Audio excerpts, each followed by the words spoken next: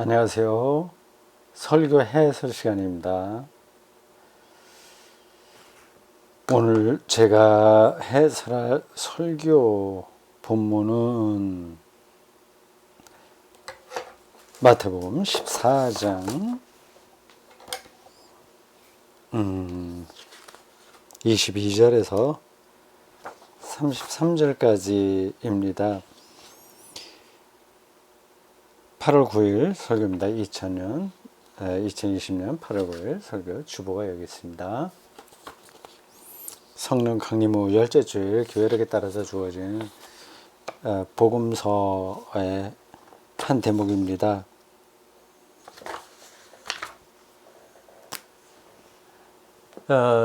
설교 해설이라고 이런 제목으로 이야기합니다. 본문은 마태복음 14장 22절에서 33절 맞죠? 네. 22절에서 33절 제목은 의심과 믿음 사이에서 의심과 믿음.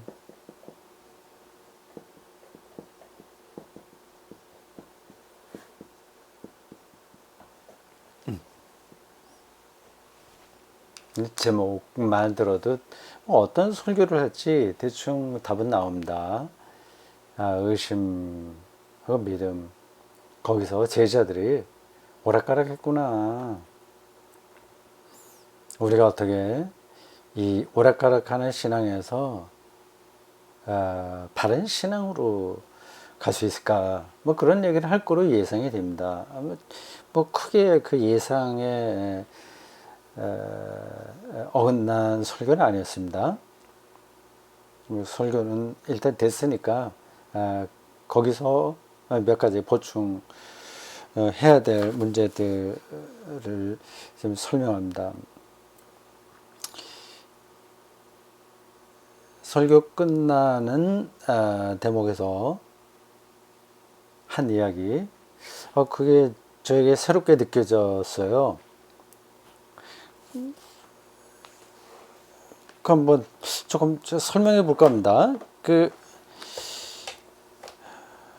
제자들이 예수님께서 그 바람 부는 호수에 난파 직전에 제자들이 탄 배에 타자 바람이 그쳤다고 하지 않습니까? 배에 있던 사람들이 제자들이 주로 그렇겠죠. 그 사람들일 겁니다. 예수께 절하다. 그리고 하나님의 아들입니다 하는 그런 얘기를 했다고 합니다. 절한다. 자기를 거기에 완전히 복종시키는 거죠. 절은 그렇습니다.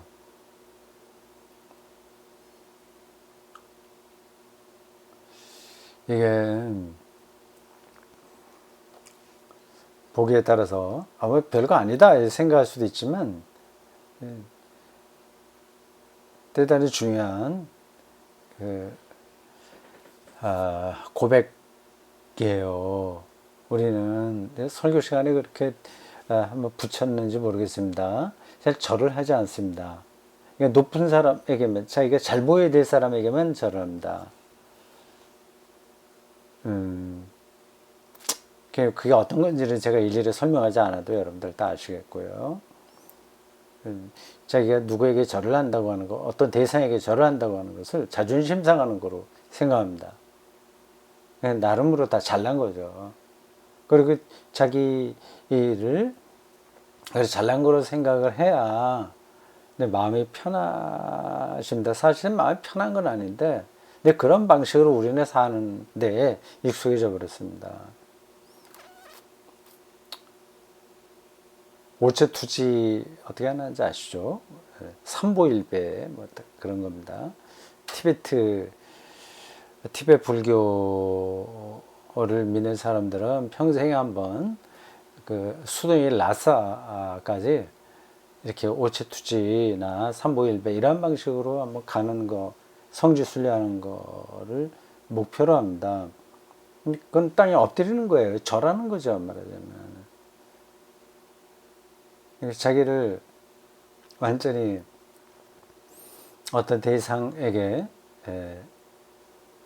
복종시키는 겁니다. 그런 걸 보고 참 피곤하겠다, 뭐 저러냐 그런 생각도 할지 모르나, 거기서 인간이 인간 될 수 있다, 이제 그 얘기입니다.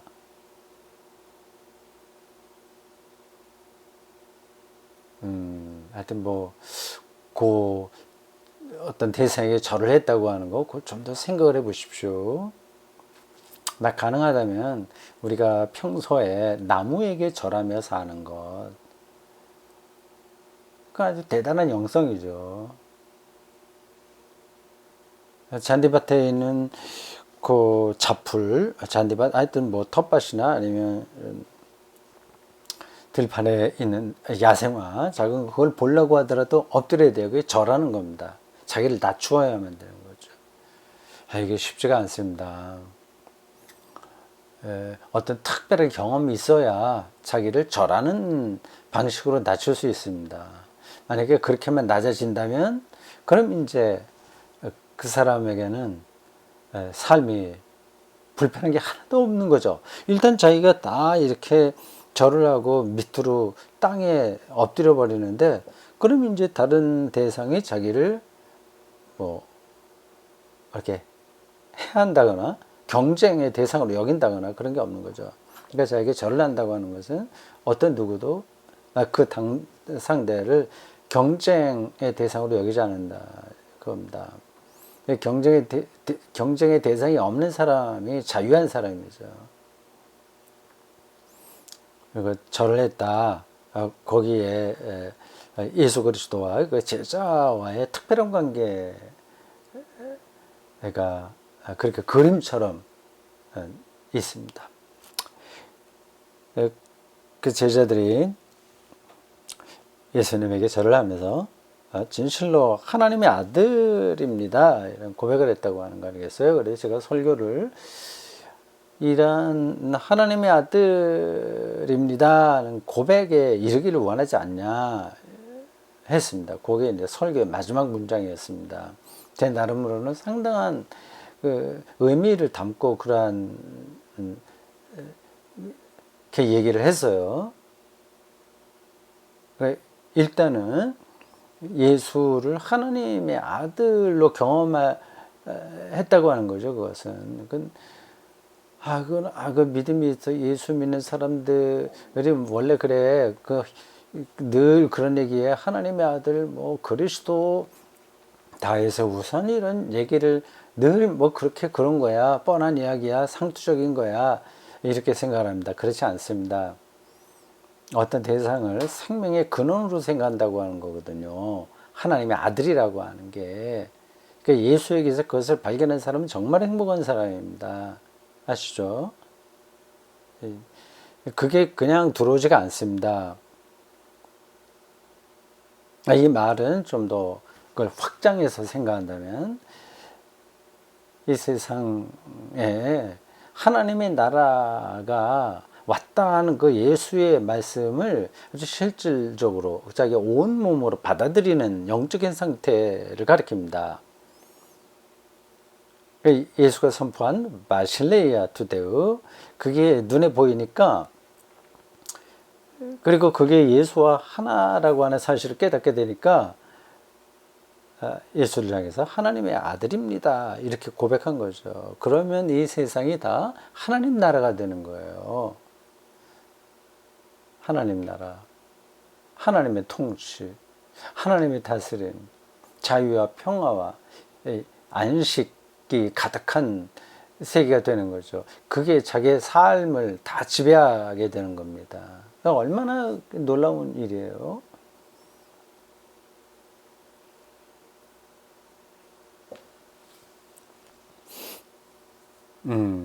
그 설교 마지막에서 제가 인용한 그 구절이 아주 인상 깊었습니다. 제가 충분하게 설명을 못했어요, 사실은요. 그것만 갖고 따로 설교할 수 있는 겁니다. 예수에게 절했다. 요것만 갖고도 사실 한 편의 설교를 할 수 있죠. 하나님의 아들이로소이다라는 그런 고백을, 그 문장을 갖고 한 편의 설교, 뭐 한 편이 아니라 여러 편의 설교를 할 수 있습니다. 그들이 어떤 과정에서 이런 경험을 했을까?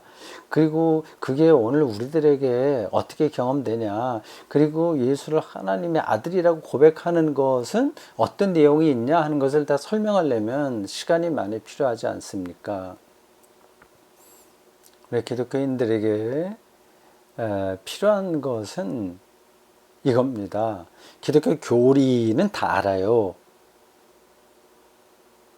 아주 중요한 교리들은 세례받을 때 다 배웠습니다. 근데 그 교리가 담고 있는 실질적인 컨텐츠, 내용, 이건 모릅니다.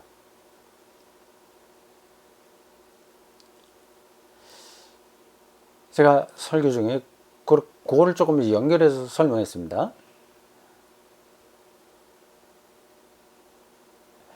믿음이 작은 자여 할 때 결국은 그 믿음이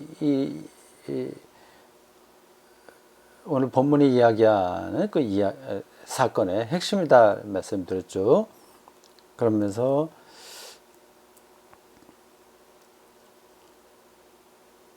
성경이 말하는 믿음이라고 하는 게 도대체 뭐냐 하는 것을 이렇게 그 내용을 설명한 겁니다. 내용을 안다고 그러죠. 근데 내용도 교리적으로만 알아요. 그거를 믿음. 예수를 믿는 거지. 예수를 그리스도를 믿는 거지.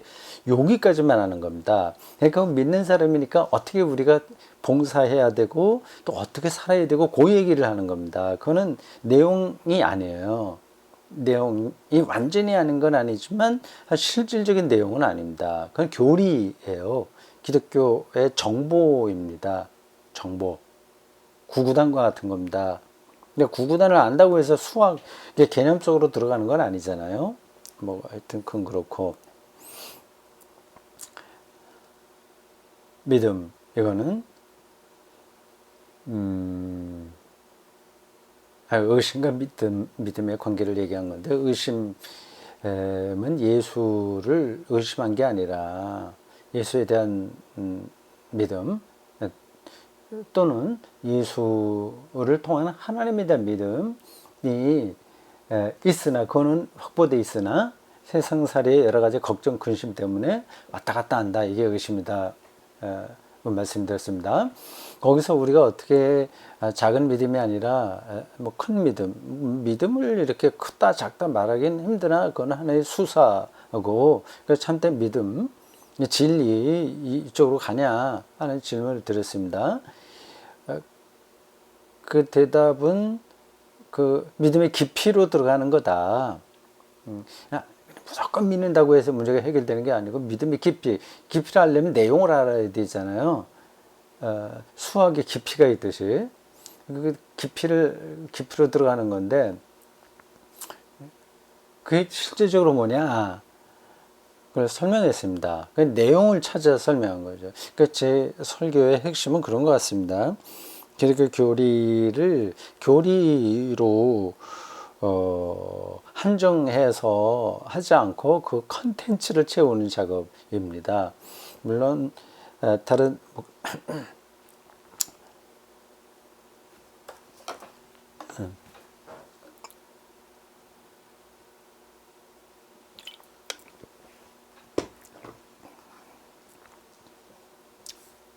다른 목사님 설교 동등에도 그런 그 설명이 있죠. 근데 그 차이가 뭔지 아시겠어요?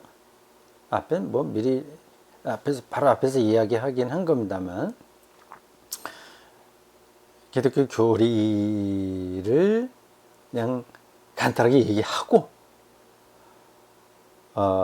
그리고 나름으로 그거를 좀 설명하고, 그 다음에 우리가 어떻게 사냐 이걸 얘기하는 겁니다. 그러니까 실질적으로 기독교 교리의 깊이로는 들어가지 못합니다. 삼위일체 하나님 이 교리를 실질적으로 그 안으로 들어가는 설교를 들어보셨어요? 아니죠. 그냥 삼위일체 하나님, 그러니까 우리가 뭐 어떻게 살아야 돼, 이런 데로 머물죠. 믿음의 깊이로 들어간다고 하는 것은 하나님하고의 관계 가까이 가는 거다. 여기까지는 뭐 교리적인 설명입니다.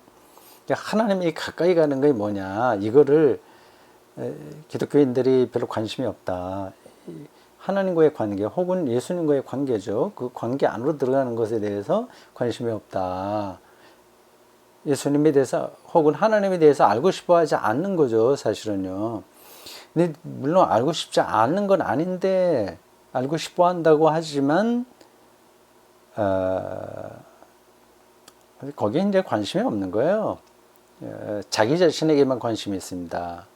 예? 이게 좀 과하다고 생각하시나요? 기독교인들이 다 자기에게 관심이 있어서 믿음도 자기를 위한 것으로만 생각합니다. 뭐 그게 뭐 나쁘다고 말할 수는 없으나,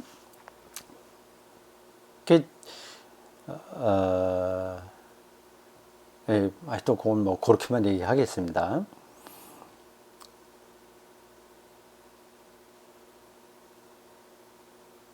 그러니까 하나님의 관계에 가까이 가는 것, 그게 이제 믿음인데, 그게 실질적인 의미가 뭐냐, 그걸 설명한 거죠. 그거는 자기의 삶을, 자기의 인생을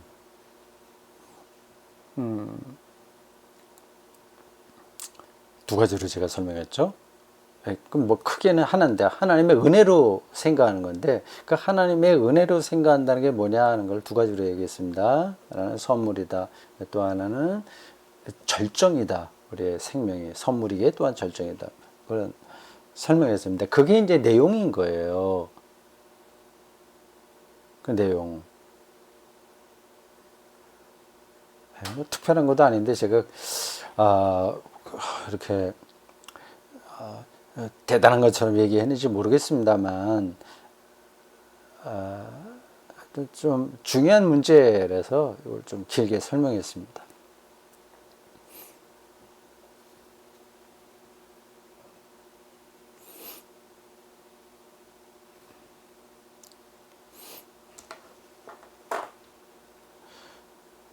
저 책을 요즘 읽고 있다고 그 설교 시간에 한번 얘기했습니다. 그 책 바디예요. 그 책을 잠깐 소개해드리겠습니다. 이 책입니다. 책 바디.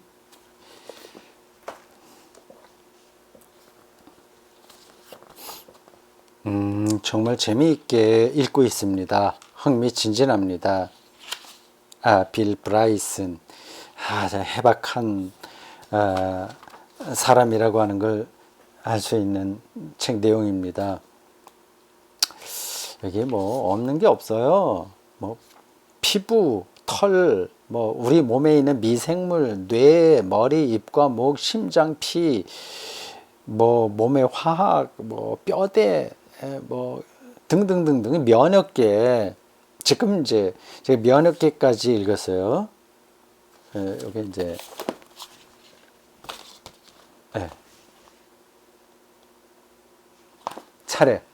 차례입니다.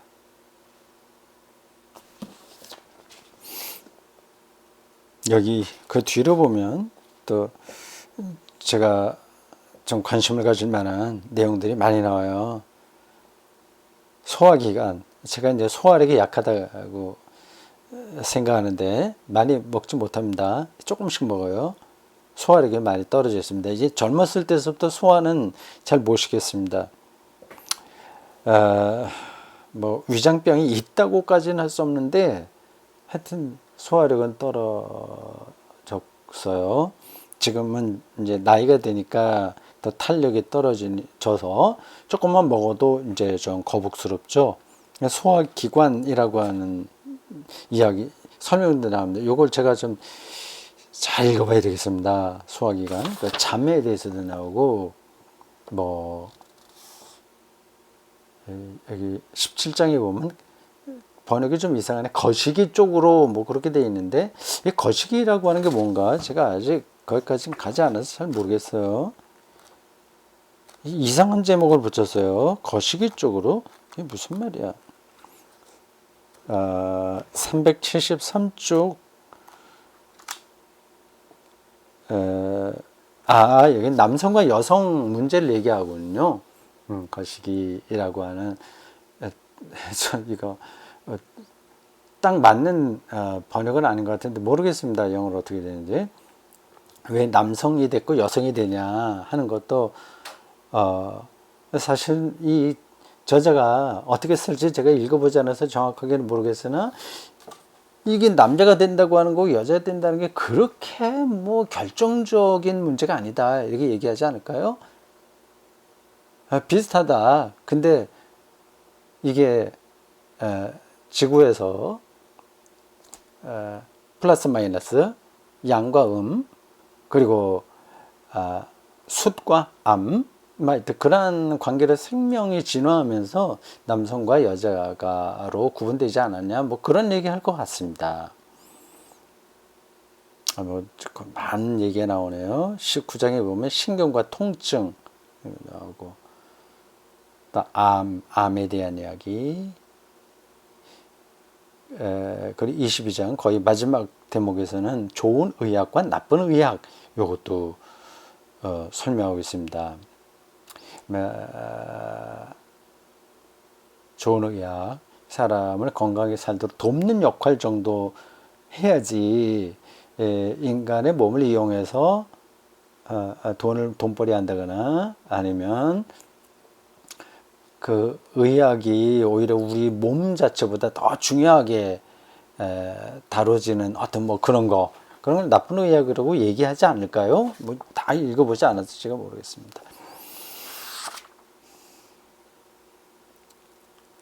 요 책 제가 다른 그 공부 시간에 한번 소개를 한 건데, 요즘도 아주 재밌게 읽어서 다시 한번 여러분들 설명하는 겁니다. 이거 사서 읽어보시죠. 우리 인간의 몸도 하나님께서 만드신 거 아닙니까? 그러니까 그거를 잘하는 거는 하나님의 창조 능력을 잘하는 거예요. 그런 쪽으로 좀 공부 좀 하자 생각합니다. 이런 공부가 밑받침이 되어 있다면 동성애자들에 대한 한국교회에 이 집단 이즘에 취급하는 현상들이 일어날 수가 없습니다.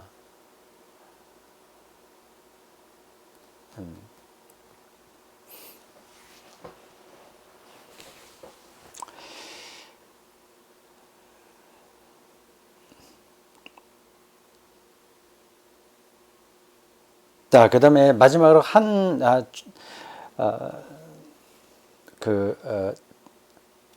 대목만 이야기하겠습니다.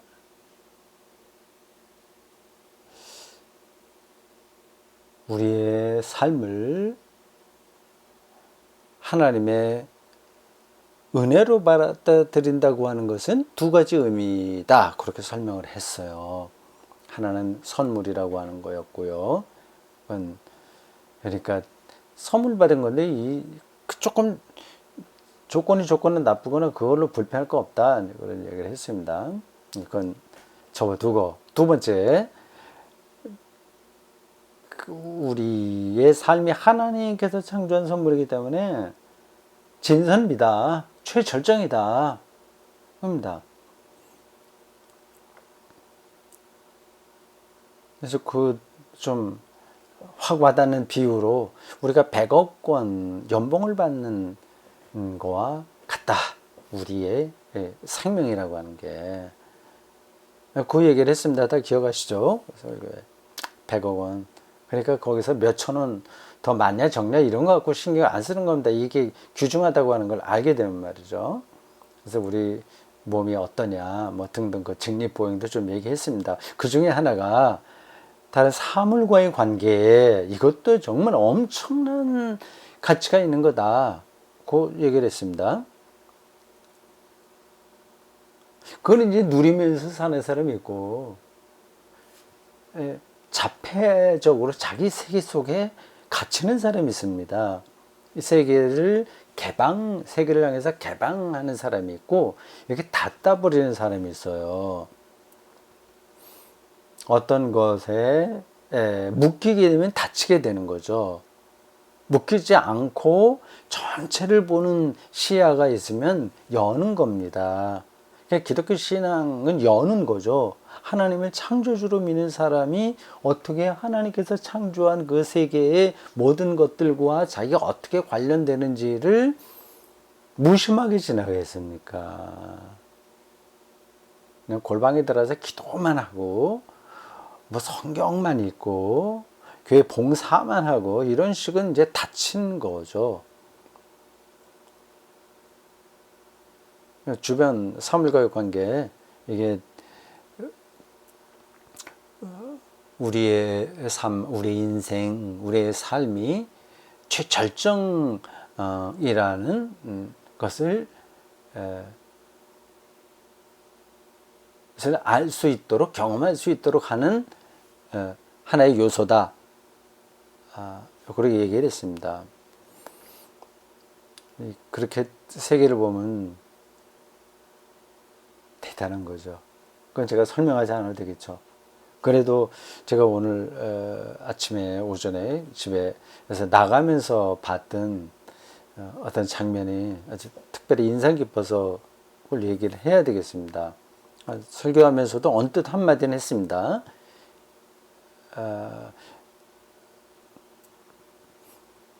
마당에 이렇게 햇살이 많이 비치더라고요. 근데 비가 많이 왔다가 이제 햇살이 나니까 더 특별한 경험 아니겠습니까? 근데 잠자리가 날아다녀요. 교회 가기 바로 직전입니다. 차를 타기 직전에 한참 바르다 봤습니다.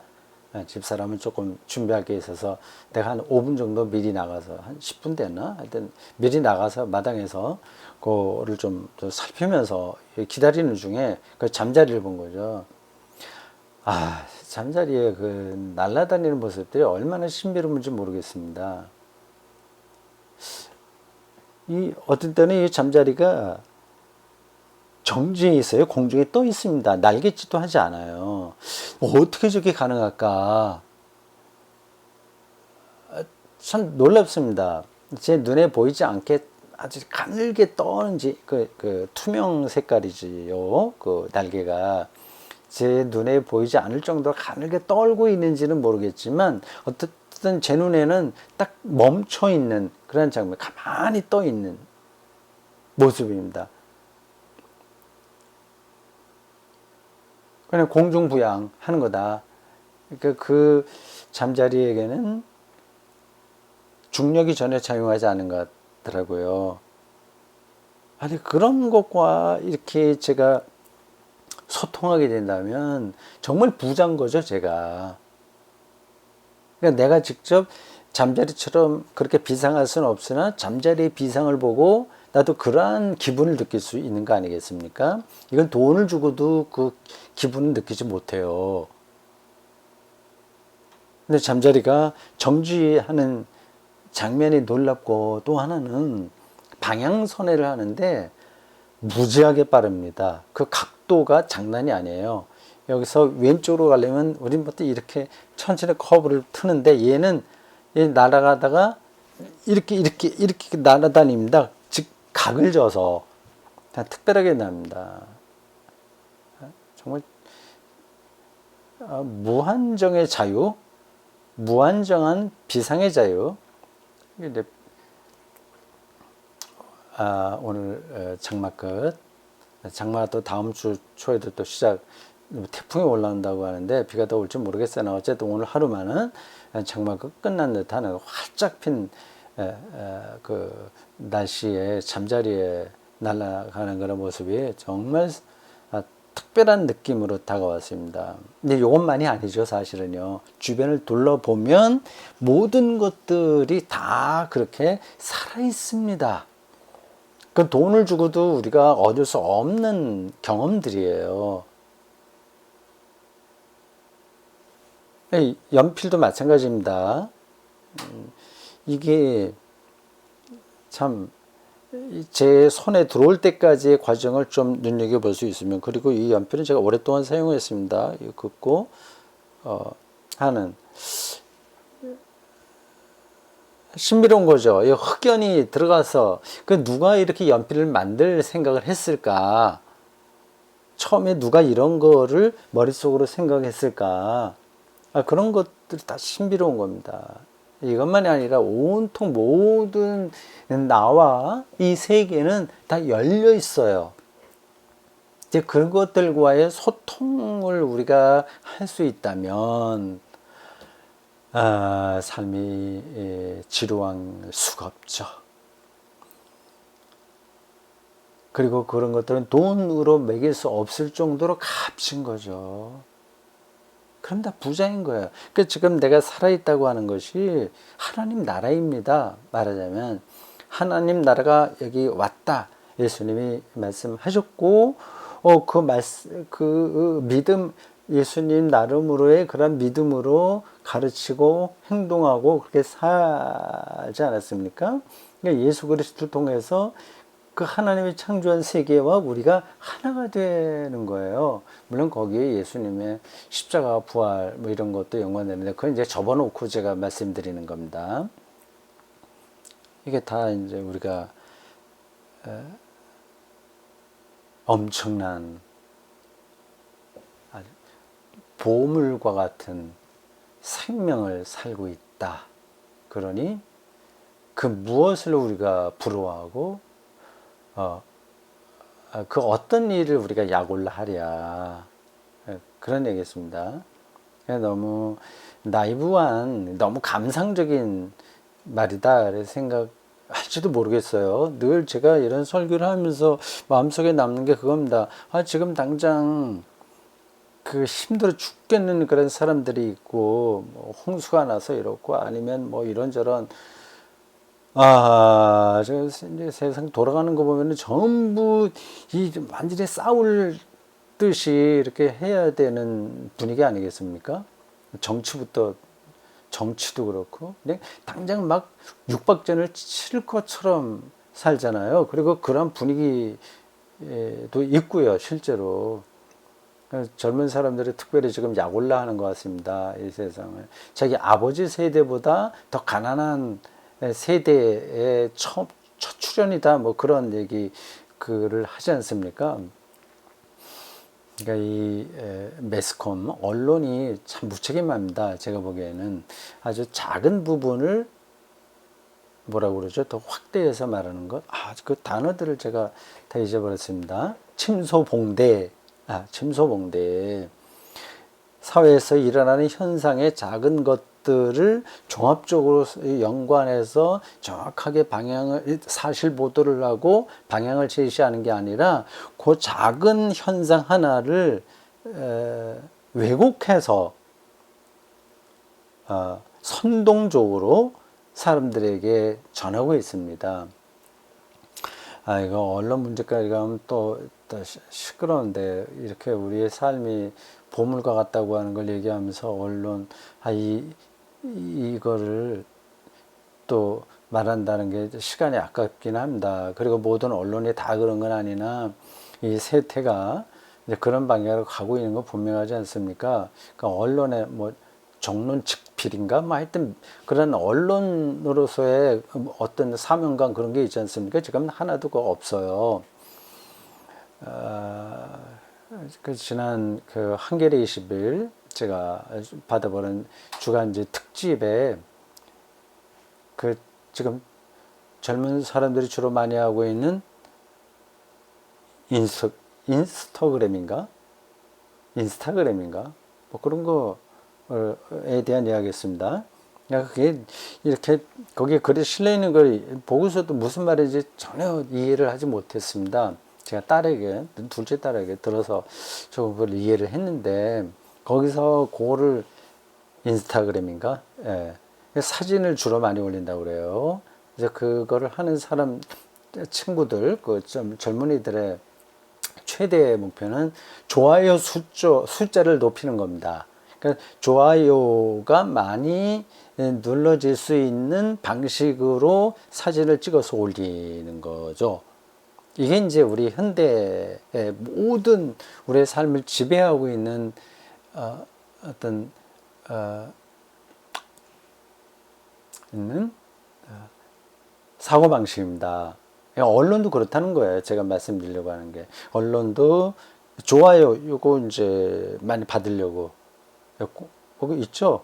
뭐 포털 이런데 떠서 뭐 조회 숫자 올리고 이제 그런 게 이제 돈이 되니까 다 그런 식으로 합니다. 그러니까 선정적으로 뉴스를 쓸 수밖에 없어요. 제목도 이상하게 달죠. 내용과 제목이 달라요.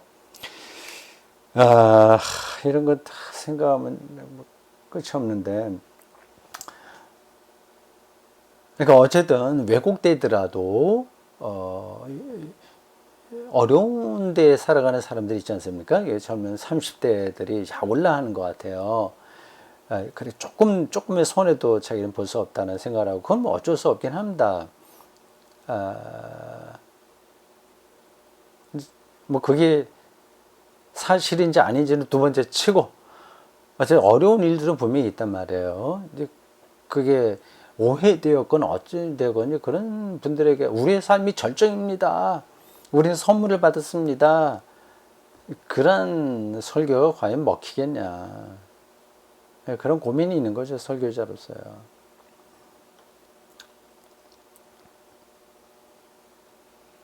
그건 뭐 또 다른 주제라서 또 다르게 뭐 사회 정의, 경제 정의, 뭐 이런저런 그런 관점에서 접근해야 될 거고 일단 복음이 뭐냐 하는 것을 설교의 핵심으로 붙들어야 되니까 하여튼 그러한 설교자로서 약간의 그 딜레마가 있긴 있는데 그건 내려놓고 한쪽만 이야기합니다. 복음의 본질을 예수 그리스도를 통한 하나님 나라의 근본을 얘기하는 겁니다.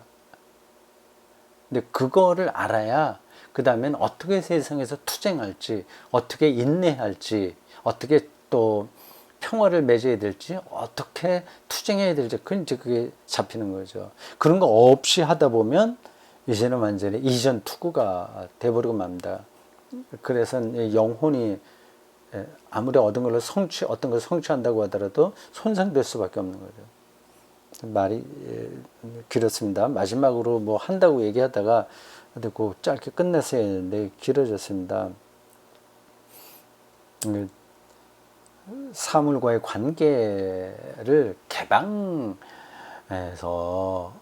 자기가 이거 하나님의 창조의 관점이기도 한데 안다면 이제 하나님의 은혜에 깊이 들어가는 거죠. 그러면 의심으로부터 점점 빠져나오게 되죠. 그러니까 오락가락 하는 데서부터 조금씩 더 빠져나와서 어느 경지에 가면 완전한 해결은 안 되나 거의